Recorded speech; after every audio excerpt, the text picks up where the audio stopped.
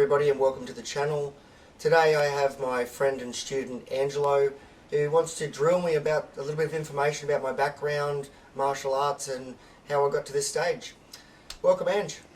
Thank you, Aaron. It's great to be here, and I just wanted to say that the past few months have been enlightening for me. I've been on a journey for 14 months now. I was in a long-term relationship. I decided I needed to be single and focus on myself and making myself a better person overall. And obviously that involves both mind and body, and my background is in Chinese martial arts. Anything from praying mantis to Tai Chi and Qigong. And what I'm finding in training with you, Aaron, is connection of my knowledge. I have been criticised for being a jack of all trades, for not focusing on one thing and becoming expert in that one thing. But my background, my initial introduction to these ideas was through a guy called Bruce Lee. I was 12 years old at the time. He'd just died, and the idea that I could take what I wanted and do what I like with it enthralled me. And I wonder where you began. So where do you want to start? How far back? How far back? Okay. When was the first time you realised that people sometimes needed to defend themselves and there were systems? It was more so, I suppose, when I was at school. I was sort of just of a smaller build, didn't really have a lot of confidence, and sort of noticed the other guys, the footballers, and they were quite a little bit built, quite more confident, and I just tended not to get noticed very much, and was sort of the guy that, you know, would get pushed out of line, and I sort of never stand up for myself. Yeah. And then I always was inspired by, you know, watching Bruce Lee movies, Jackie Chan, and just the ability of, you know, someone, you know, gives you some lip, you can just, you know, kick some ass. So I sort of always wanted to do martial arts, but it wasn't until my father actually was working at the Captain Cook Tavern, local place, and he ran into a kickboxer who was a security guard named Mitchell O'Hello. Okay. And spoke to Mitch, and I found out Mitch was actually an Australian champion kickboxer, and he gave me and my dad a video, and I watched that, and it was just like, wow, I've got to get into this. So didn't actually do any kickboxing then, but I was just inspired that I'd really like to do something. So at school, Wednesday sport came up, and one of our teachers, Mr. Kelly, taught Taekwondo. Nice. So we got into a bit of Taekwondo, me and a few friends, and, you know, we loved to do the kicks and things. But unfortunately, after about a year of training, and I think I was yellow belt, and another mate of mine was green belt, we'd gone into the city, and we actually watched the Bruce Lee film with Jason Scott Lee. And we went into the martial arts store, we bought some nunchucks. And the guy was like trying to be really secretive about it, you know, if I show you these, you've got to buy them, that sort of thing. But so we bought them, and we're on the train, and we're, you know, got these nunchucks in a bag, and we're all happy. And the friend that went with me, he was actually Filipino or Asian. And when we were on the train, there was this guy that just kept sort of staring at him. And then my friend sort of said, you know, what are you looking at? And then next thing you know, my mate and this other guy are bluing in the train, punching on. The security guards are there like within a second, and they sort of separated the carriages, and we're, oh my God. So then we get off at Sandgate, we all got off at the same station. Yeah. And we were like a pack of dogs. We just dropped our bags, and we all just started bluing, and then I tried to throw this big kick, fell on my butt. This dude was just punching me in the head. Old ladies were yelling, and then it finished, and, you know, my dad picked us up, and we were in the back of the car nursing our wounds, thinking, well, Taekwondo is not really great for some guy who just punches on. So then it was a few months later that there's a gentleman in the local paper, the Herald. His name was Dale Dynamite Richards, and they just said that he just won a Queensland title, local boy from the area, and he worked at Kippering at a mower shop. Okay. So I thought, I'll track this guy down and find out where he trains. And he actually said that he trained with Dean Lawler in the city, but there was a local guys that were at the PCYC. Go down and check him out on a Thursday night, Tuesday nights, have a ball. So me and my mates all got together. How we're going to go down to the PCYC. So we went down there, and straight away we met Shane, the trainer, and he's like, guys, throw on some gloves, throw on some shin pads, let's do some sparring. Let's go. And we didn't get beaten, but we definitely could see that we were owned by these guys, like completely owned.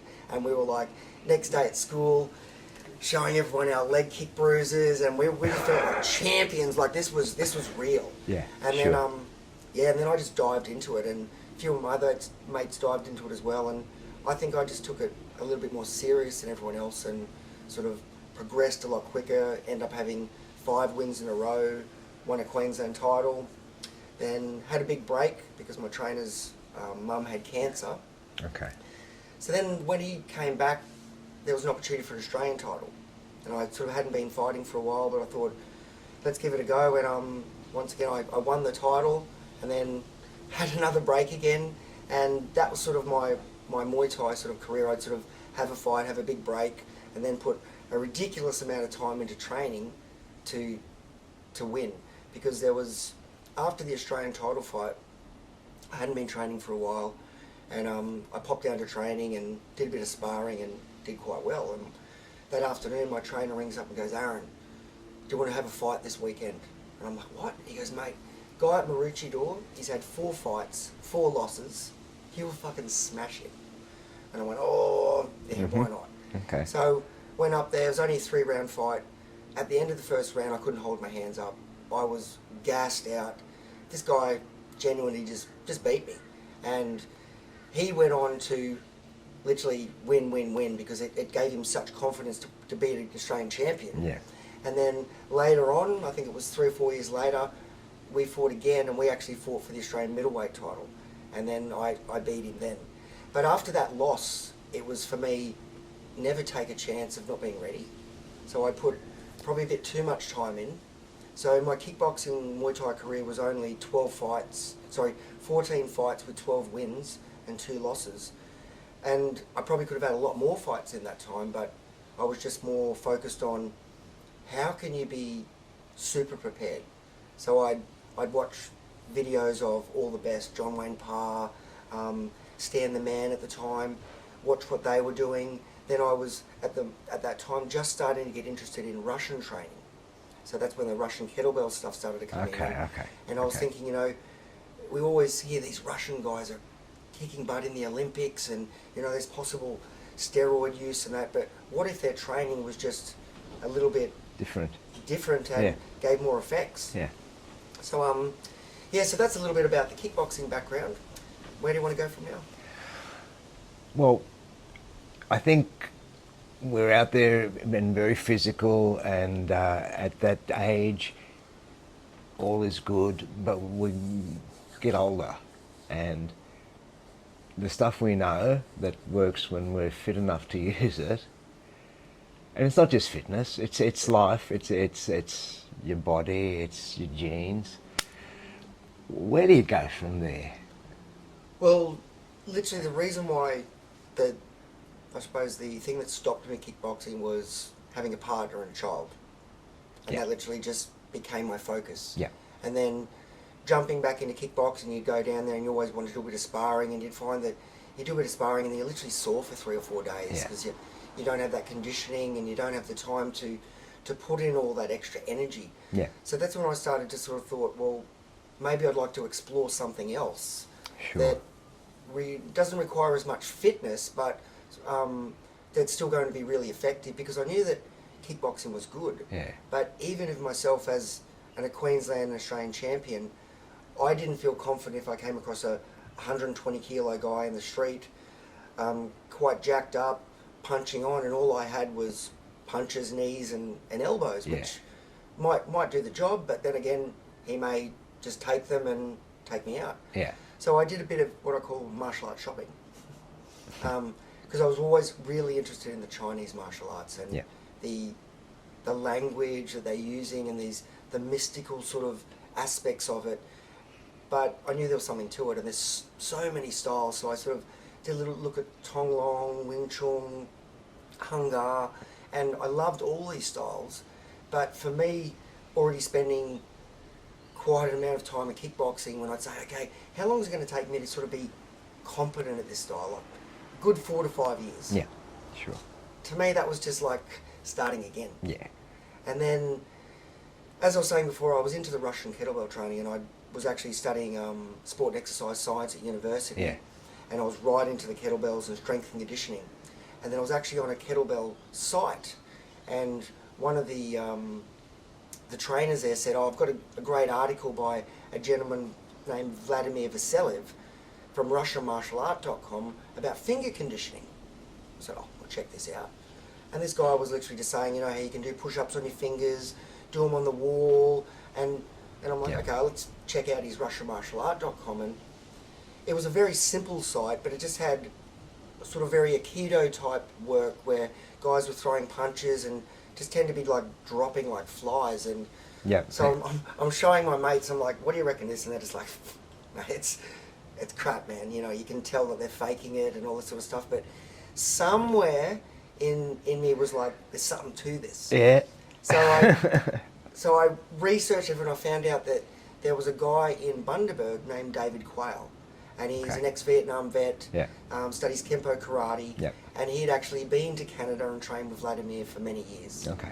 And I got onto him, I said, mate, what's the deal with this style? And he's like, man, it is like an operating system. I said, what do you mean? He said, well, so with other styles, they give you multiple techniques. You've got this technique, you've got this technique, and it's optimum to use this technique at this time. He said, but sometimes it's like, how do you know what technique's coming to use that perfect technique to block it? He said, well, with Systema, he said, I've got a really strong background in Kempo. And he said, Kempo is very technique focused. He said, but with Systema, we break it down to more natural movements and being able to flow, and those techniques coming out naturally rather than thinking that you have to do it. So he said, it's almost like you've got, instead of having a toolbox full of tools, you have a toolbox full of tools that you can just decide to use in any way you like. Okay. So started to go into South Bank, which is in Brisbane, to train with this man called Andrew Sadelhelm, and he'd been training with Dave Quayle, going up there and doing some intensive training. And so the first thing I wanted to know was, I said, mate, I've done Muay Thai for a while, and Muay Thai kicks are one of the most powerful kicks in business. How would you defend against this? And he's just standing there and he's like, kick me. And I'm like, are you ready? And he's like, yeah. And I'm like, no, because he's just standing there. Yeah. And I'm like, okay. So I threw this body kick and I was just on the ground. And I sort of shook my head a little bit, and I'm like, hang on, let's do this again, please. And he did it a bit slower, and what he did was just literally almost molded with my movement of my leg, continued it, and I just fell down. And that was the moment that I was hooked, because most people, when they take a Muay Thai kick, they take it via force of literally, you know what I mean? And you, once again, you need that conditioning to take it. With this guy, he had no conditioning. He was just a normal, soft sort of guy. Normally, he's actually a computer software designer. Top guy, really good teacher. But it was just amazing what he could do. And then started just teaching the simple drills. And then I went away, and because Systema, once again, there's no forms. We work with people. It's all about kinesthetic awareness of touching someone and feeling it. So I'd start getting my neighbours, my friends, hey, can I show you something that I've learnt? Months go by, I've got a study group, and I'm the instructor in running this study group, and then come on today, I'm now instructing and teaching people in Systema. Yep. As I know, because I've participated in your classes.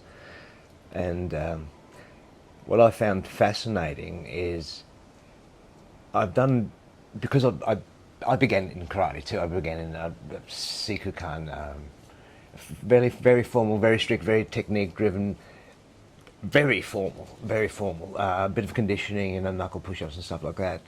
Not much, hardly any sparring, very minimal contact, and very deep stances.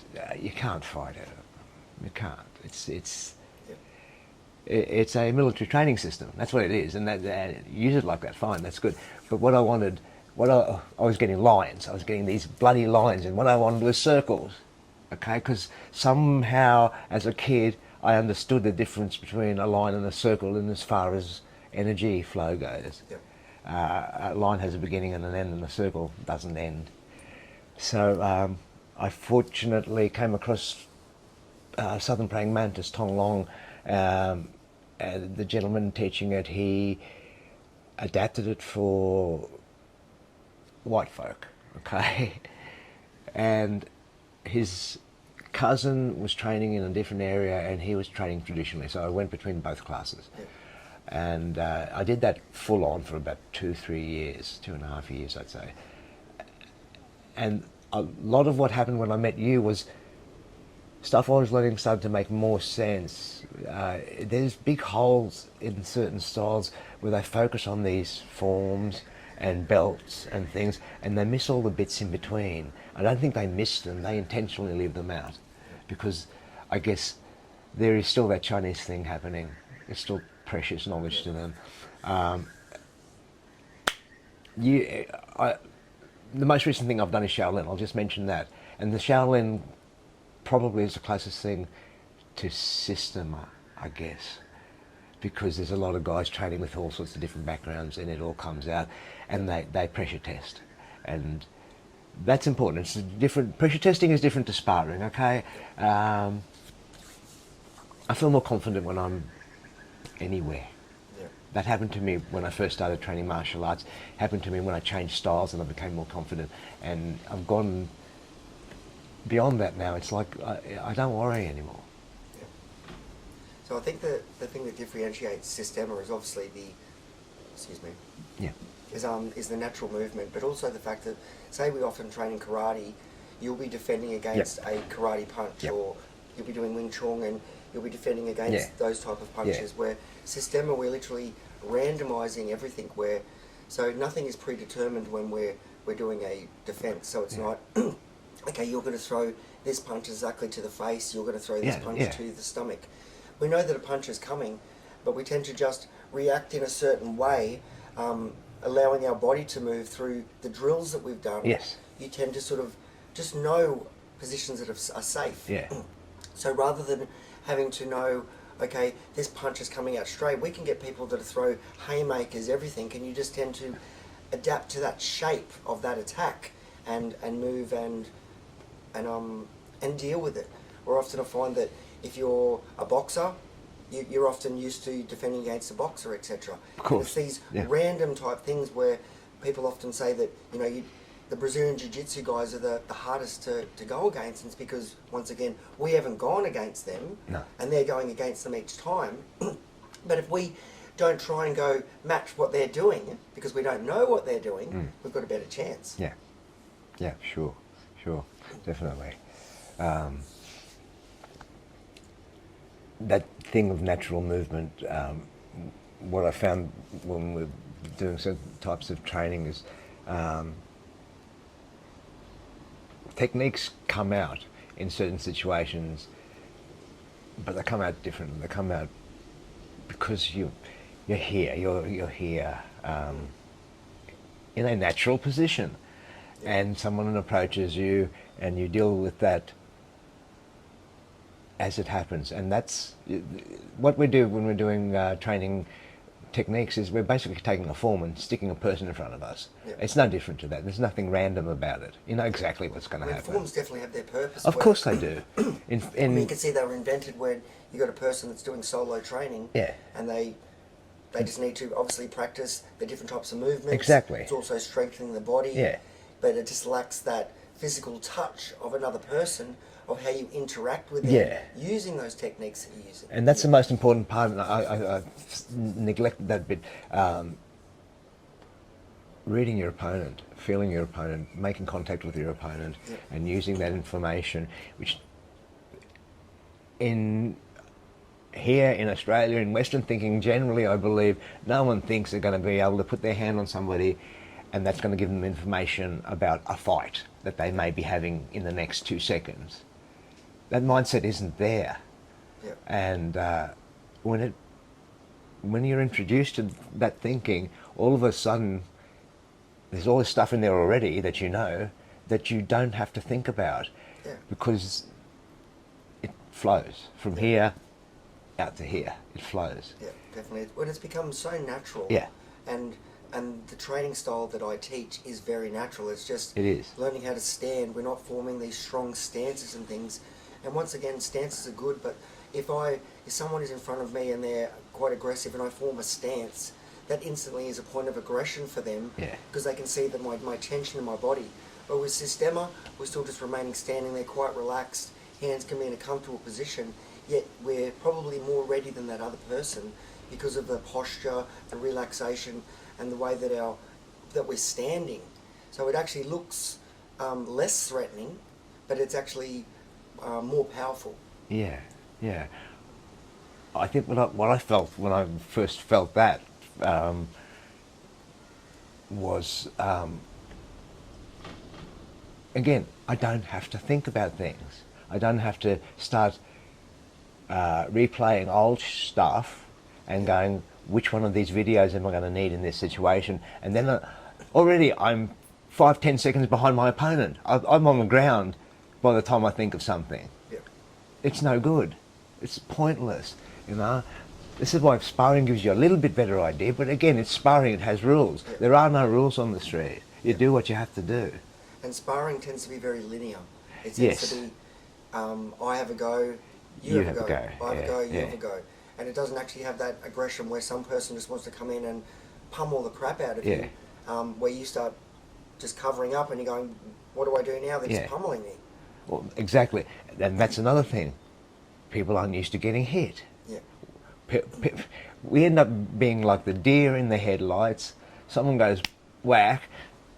Even when your mate's playing with you and they do this, it throws you. And I'm not talking about, you know, standing there having facial conditioning, and we don't stand there punching each other in the head. But we need to be aware of what it feels like to be moved, to have our head controlled, to have our bodies moved physically, to feel the difference between that and this. You know, that the sound isn't right. I didn't get that right, but you know, you understand what I'm saying. The difference between a very physically manifested tight muscular strike, which creates that slap, and the other thing, which is more of it's like a cushion almost so we of use air. it just basically, because the principles of Systema are breathing, form, or being in good structure, posture. Structure is a great word for it. Relaxation, and movement.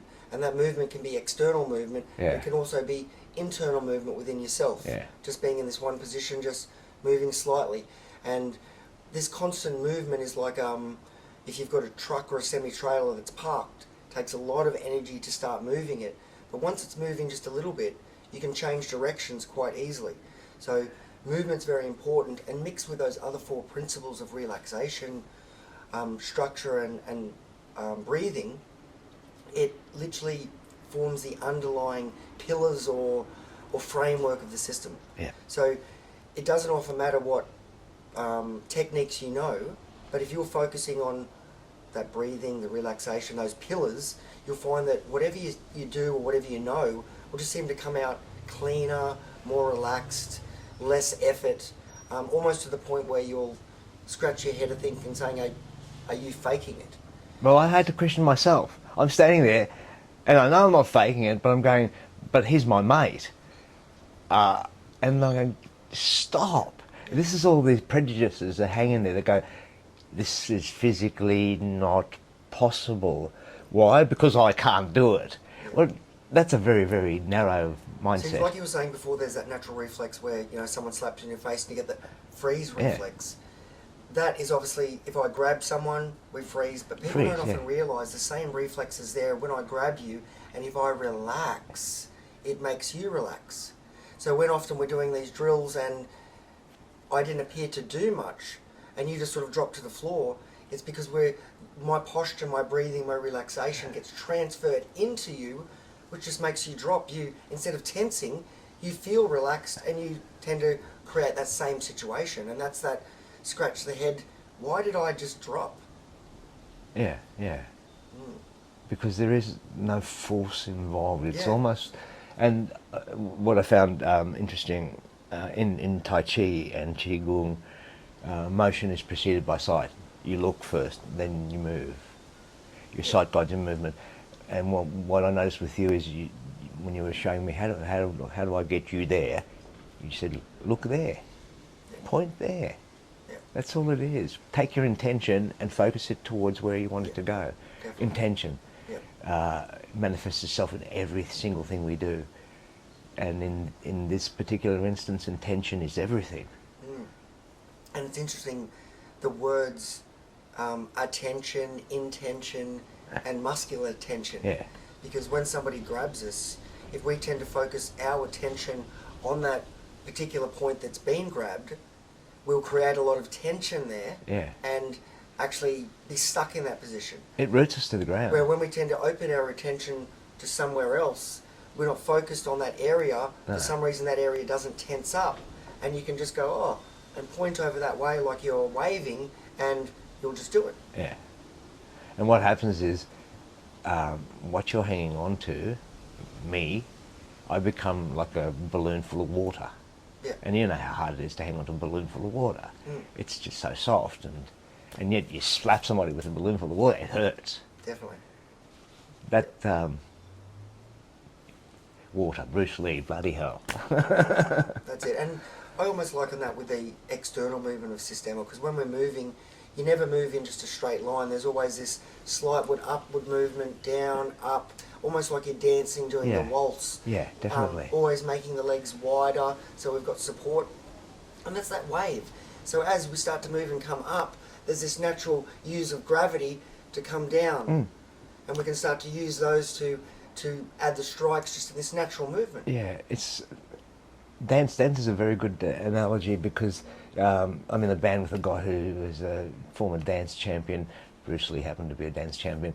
What you do when you're dancing and you're the male and you're leading is you, through touch, you tell your opponent where to go. And that's in a positive, cooperative way, but exactly the same principle applies to an opponent who's trying to do you harm. You dance with them, and they don't know they're being danced with. And even when you get someone that doesn't know how to dance, Yeah. and you start, they will actually follow you. They will stumble a bit, but they will follow your and lead. they'll naturally become fluid and start flowing with you. And that transfer of energy is amazing. Yeah. Anything else we want to touch on? I don't know, we've been going for what, about half an hour at Yeah. least? Yeah. Shall we wind up? I think it's great. So hope this guys have given you a bit of an insight about my training. You've met Angelo here, and we're going to see a bit more of him. For sure. And to everyone else out there, have a great day. Thanks for watching, and we'll talk to you again soon. Don't forget to hit that like and subscribe. For sure.